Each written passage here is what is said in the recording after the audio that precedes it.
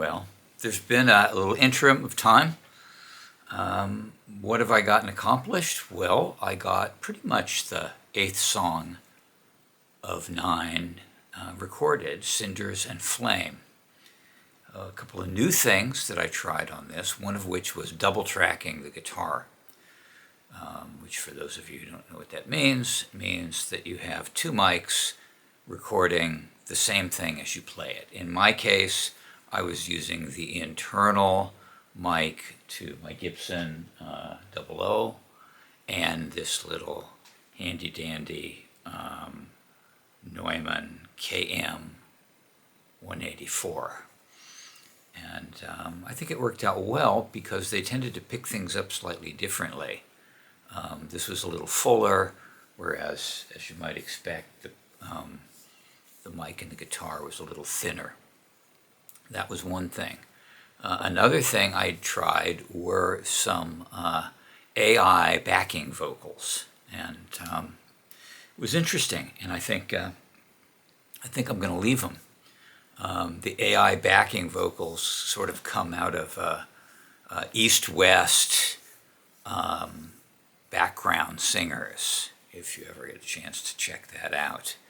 And it takes a little bit of a learning curve to understand, how to make it work for you. But I found it interesting. Another thing is I added a new instrument. This is, I have no idea how to pronounce this, but very handy. Last and not least, the t-shirt for the album is done. Hooray, it looks nice. And that, by the way, will be pretty much the album cover. So I'm really pleased with the t-shirt. That is the sample, and if it's not on the website already, it will be on the website soon. So we're down to number 9. Before we get to number 9, I will say that I really enjoyed writing number 8 because, for a change, it was more of a love song and something kind of outside my normal repertoire. So it was nice to do something that was had a different feel to it. Not many tracks in the song, about 16 different tracks.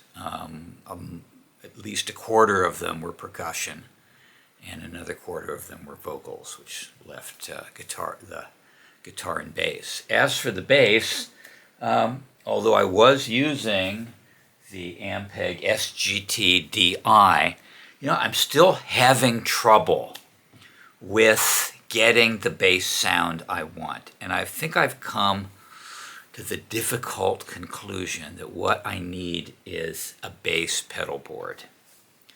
So that means, unfortunately, I'm going to have to buy a couple more pedals, because what I want to do is construct a pedal board that really gives me the bass sound I want, and it's not coming out of my guitar pedal board, and it's not coming out of DI with plugins, and it's just not quite coming out straight of the Ampeg box.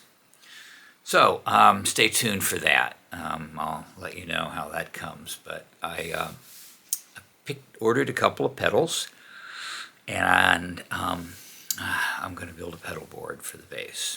It may not be done in time for this album, but we'll see. We will see. Well, let's talk just a little bit about the construction of Cinders and Flame. As you can see here, quite a bit of a drum group, percussions here. It's got more of a swing feel to it. Been reading a lot of swing and Dilla time and things like that, and so I wanted to throw a little bit more swing into this one. I've really kind of struggled with the basic drum group. I have recorded it 50 different ways and finally ended up doing something out of battery, actually the African track section, which had a little bit more, hollow drums, let's say. I mean, if I owned a pair of bongos, and I should probably buy a pair, I probably could have done it on the bongos much more successfully than trying to do it there. These are all, these wood, which is kind of me hitting a piece of wood, are all off the beat. And it's a kind of an experiment of mine. And then for the last half of this, it's a much more straight up, in a way, straight up jazz beat. And so that we kind of go all the way through and then down into this jazz beat. Here's the handy dandy little, which I bought specifically to come in and give it that feel. The vocals, well, these, I'm going to say I'll probably re-record these two vocals, but right now what I'm doing is I'm recording it twice to get a lot more depth to it. And what you see here is, unfortunately, it's really difficult to get your vocals for your second vocal track to line up right with the first, and so I end up kind of having to chop it up and move it around so everything sort of aligns. These here are the AI vocals that come in. What you see then, these two tracks is actually the exact same thing played through two different mics. And there's a bit of, again, of kind of chopping it up, mostly because I decided to add a little bit more in the front, in the intro, to give it a little bit more air and to breathe, and kind of fiddled around a bit with the outro or the end, and so that required that I kind of chop up and patch it a little bit.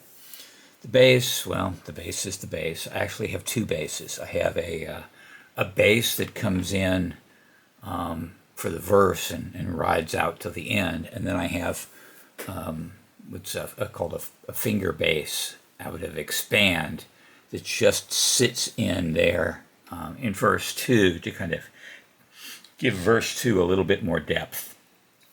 Lastly, in terms of the chorus and then the verse, I've got a couple of string parts that start in the chorus and then build up through the verse, and kind of play opposite each other.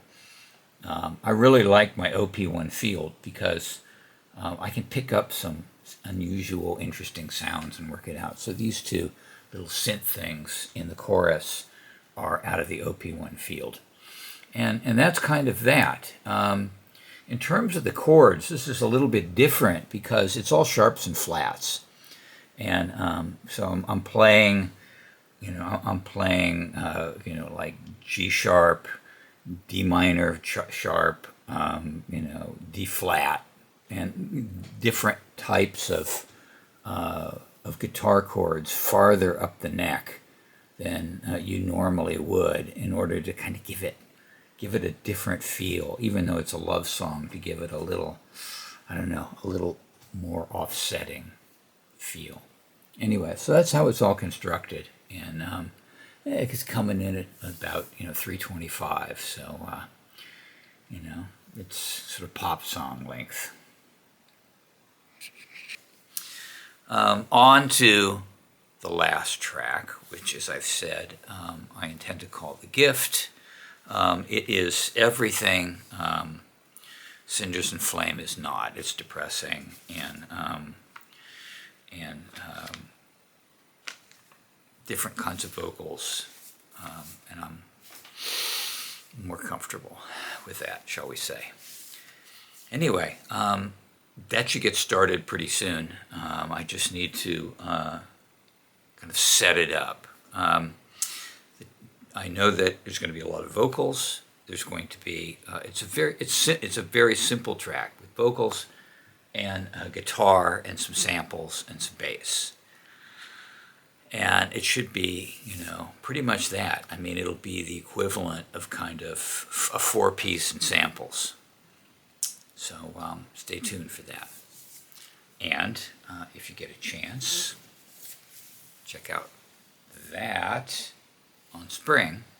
And I think that this is a pretty quality item too, in terms of its construction. You'll be happy with it. Anyway, This is a short one, but please stay tuned, and we'll talk about concluding the album very shortly. Cheers.